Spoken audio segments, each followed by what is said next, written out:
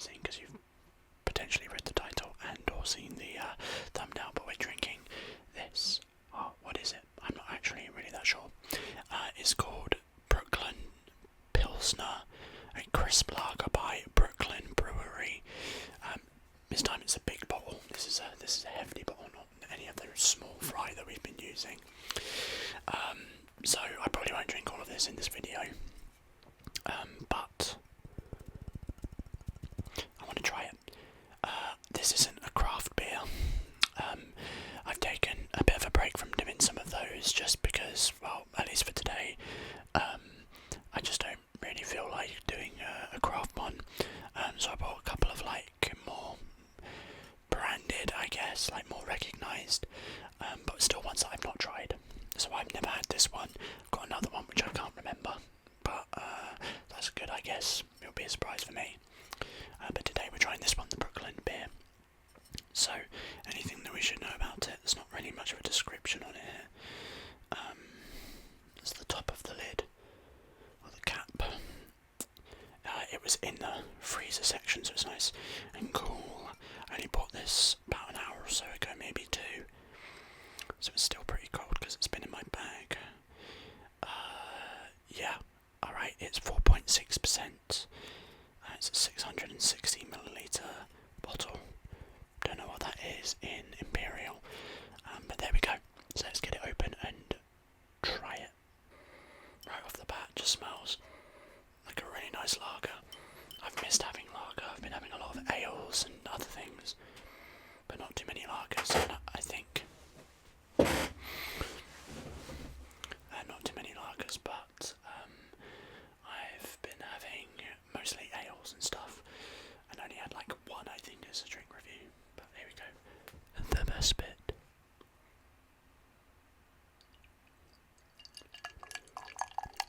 Oh my gosh.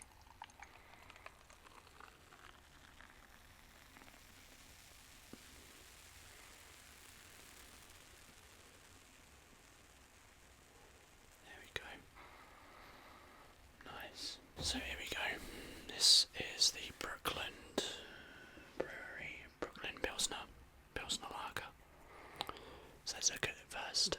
It's a pretty pale lager. It's not like super golden. It almost looks watered down.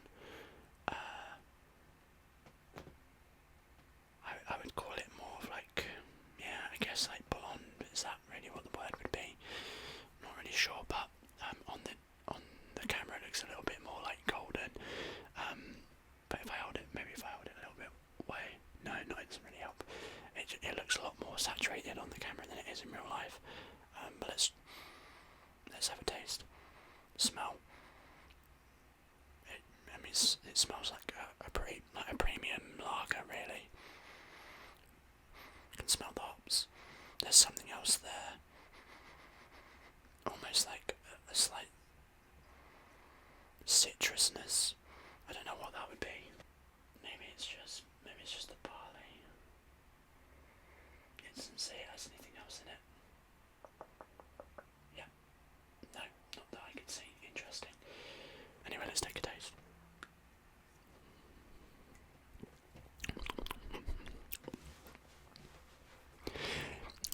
It's a tasty lager.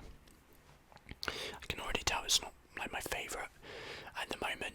I think it sounds so terrible, like, and so uncultured, but I like Budweiser and Beer Moretti. They're my 2 favourite beers, my 2 favourite lagers. This isn't bad, but it's got a drier, more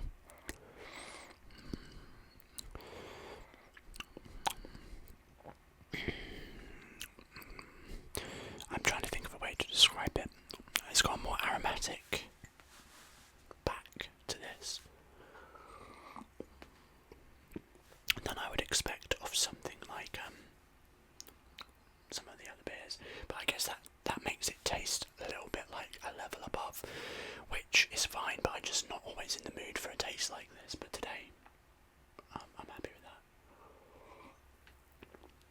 got a sore throat, however, because yesterday I was doing a gum ramble. I think I've also bit the side of my mouth is sore. I was doing a gum ramble. I started making a gum ramble, and I swallowed the gum. Yeah, not the whole thing. I was chewing on it, and a chunk of it went down my throat, and I think it got stuck. It resulted in my throat being painful. Alright, so that's the beer. This is the Aberdeen Angus steak and peppercorn sauce crinkle cut chips, or crisps, keep calling them chips, from Co-op. These are Co-op own brand, and they are stunning. I had them in another video that's probably already out by now. I think I showed them in the Camembert one. But we're gonna have a little munch on these as we drink, because I think this is good, like pub food. Crisps, nuts and pretzels and stuff like that are always really, really good when paired with a beer.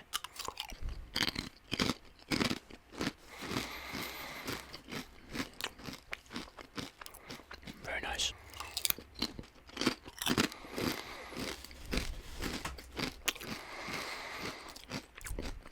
I've just realised I'm eating crisps and I've got a sore throat. Maybe not the brightest idea.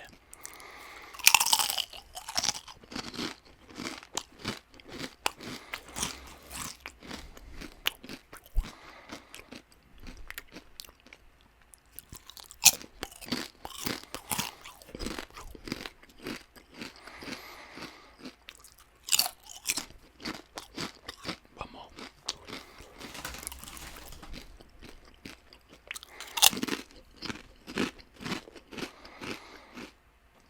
One more.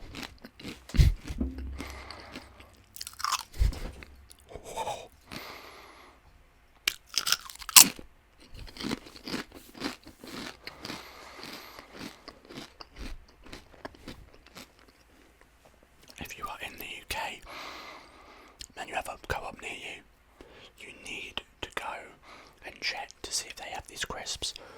I think they are like one of my favourite crisp flavours I've ever had at all, period. But I really like pepper, and I mentioned in another video, because I did a video which was like a crisp ramble, like a gum ramble but with crisps, where I mentioned that I like the kettle sea salt and black pepper, but I really, really don't like the fact that it's just plain, and so I don't get them that often, even though I really love the taste of pepper. These crisps give a nice like meaty taste while simultaneously having the pepper, so it's like the perfect combo for me. I really hope these aren't like seasonal, because I want to get these regularly. They're literally my favourite crisps.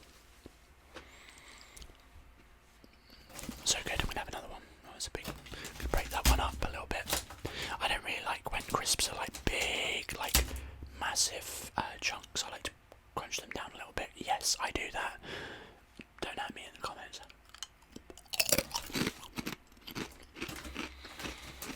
Like, that's just big for me.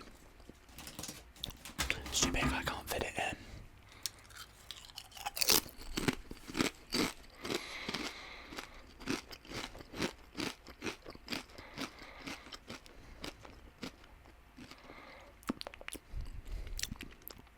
Lovely. Delicious crisps.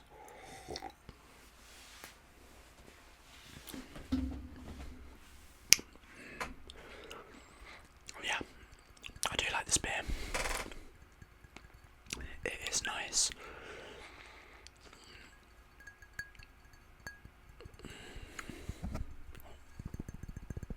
I don't know, is that a good sound? I don't know. We'll find out in post-production. Yeah, I'm trying to gauge if there's any other like things I have to say about it. It's definitely higher in the list of drinks that I've had, but unfortunately the nature of the drink is partly why, because it's a lager and I prefer lagers over ales and other types of beer.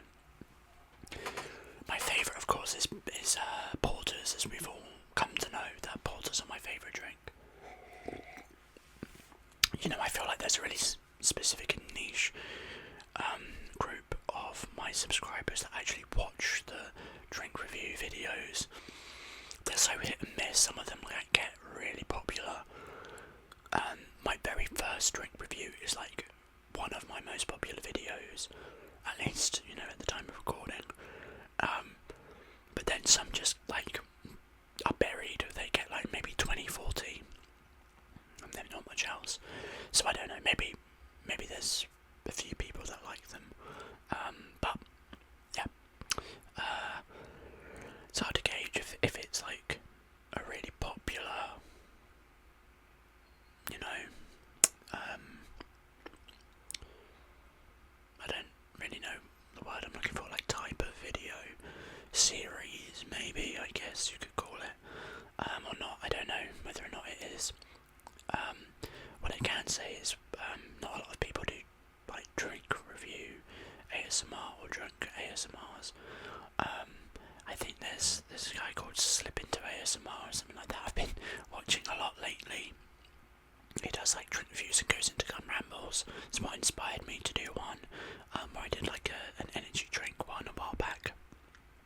And that went into a gum ramble.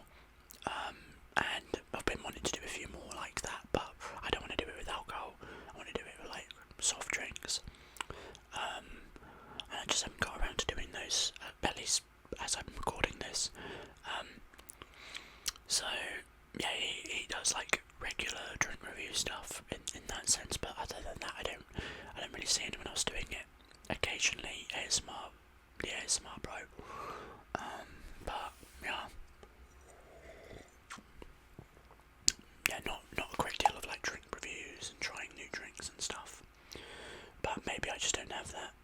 It's just not come up on my newsfeed because I've been searching specifically for that niche to see other kind of creators that have been doing similar video types, and really because I started to realise that I actually do quite like that really niche type of ASMR, and there's not a lot of creators that I could find doing it because it was either him or my videos coming up and then like one other person, but I don't remember their channel. But I think she did one of like a bunch of like whiskies and stuff at Christmas, and I've seen a short of hers popping up on my own page. But other than that, like, not a lot of creators, and it's just the same channels, including myself, that have been popping up when I search for it. So yeah, there you go. But if you have any recommendations of other like drink review ASMR artists, I would definitely be interested in hearing about those. So feel free to drop their names, promote them in the comments. I don't mind like people talking about their channels in the comments, by the way. Like, maybe that'll be different in the future.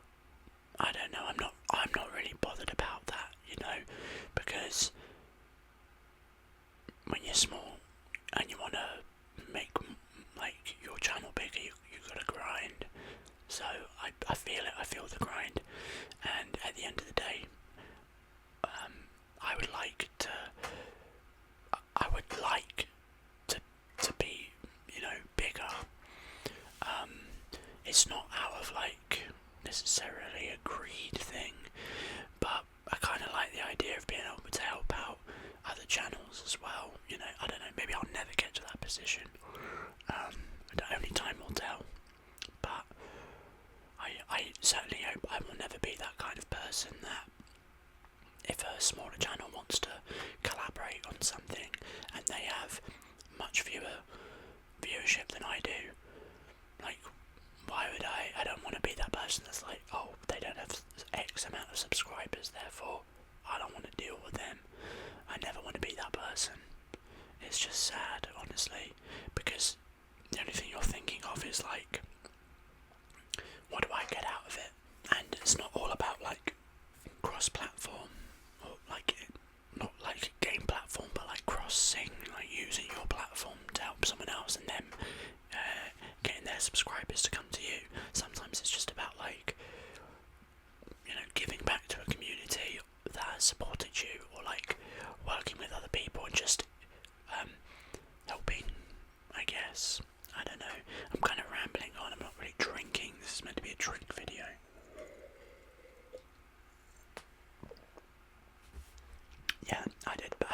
mouthwash there a little bit. I try not to do that, but I slurped up a little bit too much there. Another crisp.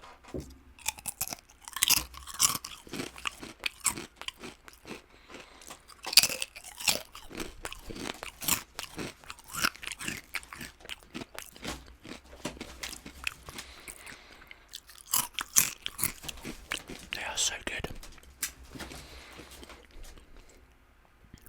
They've got like little bits of pepper on and seasoning on there.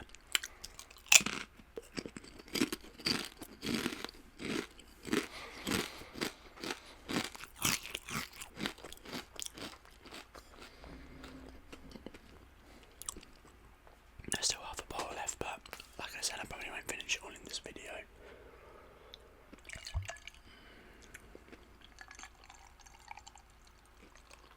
Pour a little bit more in there. So how's your life been? Has it been treating you? What you been up to? Let me know in the comments. How was Christmas? How's the new year been treating you? Valentine's Day, question mark, probably by this point.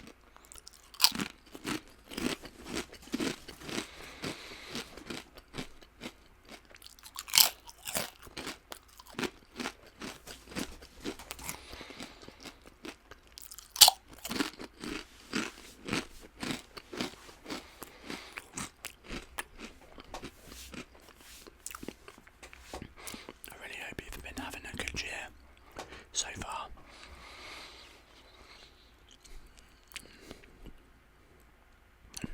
Yeah, 2024, man. It's mad. Absolutely insane. I remember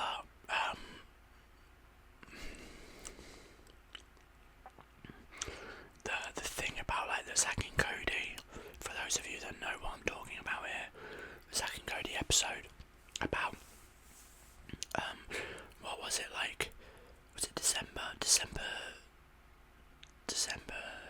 something 2023, and then being like, that's it, 15 years, and the sudden realization that it has been 15 years.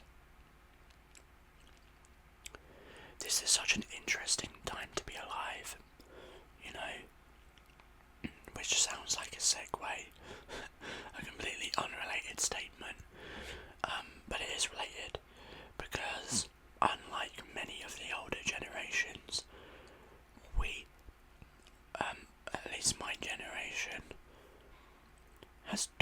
it's been the first to actually document their life. And there have been others before, you know, in the 60s, 70s, 80s, that could have had that chance and can see videos of themselves. But when I was a child, was really when like being able to film videotapes was the first thing. Like you're only just able to do that. So seeing those recordings of childhood and then going on to like people showing their lives and growing up through like YouTube and stuff, we're really the first generation that has been able to document their life from childhood, and that is just wacky to me. Not from like necessarily birth, but the next generation is likely to be that. But it's crazy, like you can watch people growing up, and then there's like, it's no longer just, you know, like, I don't know, like seeing physical things like a newspaper or tickets and being like, oh yeah, that was like 30 years ago. It's being able to go, oh my god, I made a video when that Zack and Cody episode came out, for example, and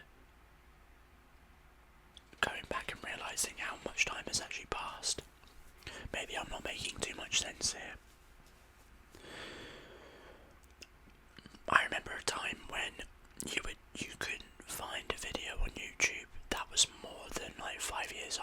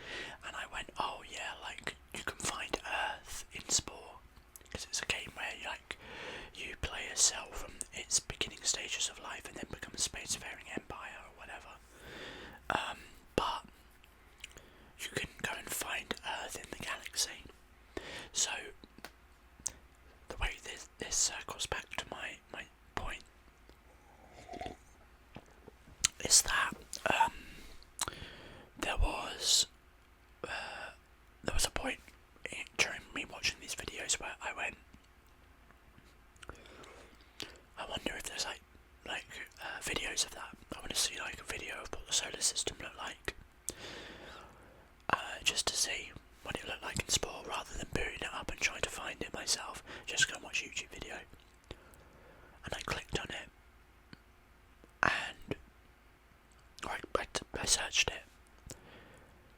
The most recent video of it was like 7 years ago, which was even then like someone playing a modernised version of it. And then I looked at like some of the original videos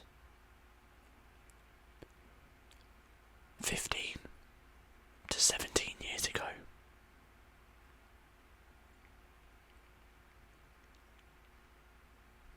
Yeah.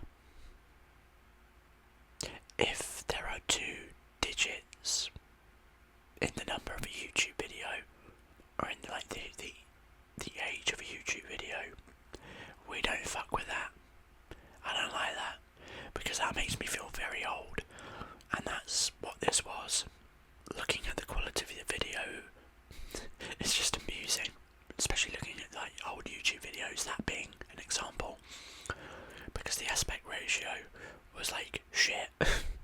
Massive black lines on either side, and I think you would have been lucky to have found it in like 360p, whereas it's crazy now that 720p is not considered high definition anymore. Not really. I think YouTube might still count it as, but the baseline of high definition is 1080p, and that was unheard of. If you had a video in 720, your video is high quality. I find that absolutely nuts. And there's kind of an irony with these videos, because I'm pretty sure they export at a lower frame rate, but I'll be honest with you, it's because I use Streamlabs to record, because it's just easier, and I don't have a camera. I use a high quality webcam, which does record in 1080p, but Streamlabs compresses it, and then it gets compressed more when I put it through Adobe. Anyway, I digress. But damn, it's mad. It really is. I can't believe like the change of time, man. This is the beauty of YouTube. You can watch me have a midlife crisis. Time just passes so quick. That's why you need to seize the moment. Now's the time where I come in with some inspirational quotes. Don't waste any time in your life, whatever that might be, geared towards, whether that's family, aspirations, passions, your life expressions. You don't know when it's going to be taken from you. There's beauty in that, because what it means is it gives value to the time that we're here. If we were all immortal, we'd eventually all get bored. There'd be no value in things, because if we can do everything and anything forever, nothing is more valuable than something else. Whereas if you say time is finite, you have to choose how you spend it. You have to go, what is valuable to me? What am I willing to spend that resource on? And so, whilst money is necessary to live, it should never be the thing that you worry about the most. Because money, and this is coming from someone who has really struggled with money, as much as money is a necessary evil, a necessary concept, at least for now, the real resource that is more valuable is time. And if there is anything that I have learned in my life, it is that time is far more precious than money, and we don't have a choice but to earn money, at least in capitalist society. But as much So when I don't know, as an example, like if your place of employment is telling you you're going to be working Christmas, and you are adamant that time is better spent with what you want to do with it, that's your prerogative. You don't owe your employment anything, and never forget that. Okay, you and the things that you enjoy in life and the people that mean the most to you matter exponentially more than somewhere that pays you money. You know, unless you work with a family business, this might be a little bit different, because it's kind of connected. But like, if you work for a corporation, like, you don't owe them anything just because they pay you money. They pay you money because you work for them. That's it. That's the end of that obligation. You do your work, they give you money. So if you feel that obligation no longer serves you, you have that right to be like, this relationship doesn't benefit me anymore because I think my time is more valuable. Anyway, that's why I advocate for self-employment when you can. It's much more stressful, but you are the boss of your own life. You know, I'm not going to sit here and be like a tech bro or something and tell you like self-employment is the way to go. It's not for everyone. Some people don't want to do that. But the end-all point of what I'm trying to say is that we don't know how long we have in life. If you were to die tomorrow, would you be able to look back at the time that you've spent and go, I spent that the way that I should have, or the way that I want to, or the way that I could have most optimally done for my own happiness? Because let's not pretend here you have to work. It's not an argument about that. You have to. But perhaps you took an extra shift when in reality you could have spent it doing something with someone else, and you didn't need to, but you did because you wanted a bit of extra money. And maybe that's a fair reason, and maybe you'll look back at that and go, yeah, it let me do other things. That's fair enough. At the end of the day, it's about going, my time, was it well spent? As much as it can be, with things forced on me.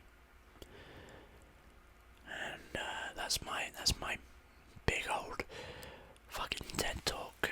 Wow, I don't think I've taken a sip for about 10 minutes.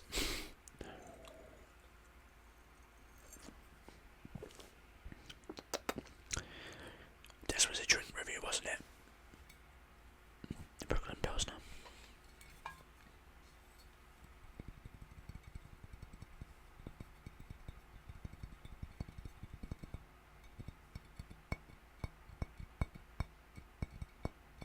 That's your little tapping segment that you get.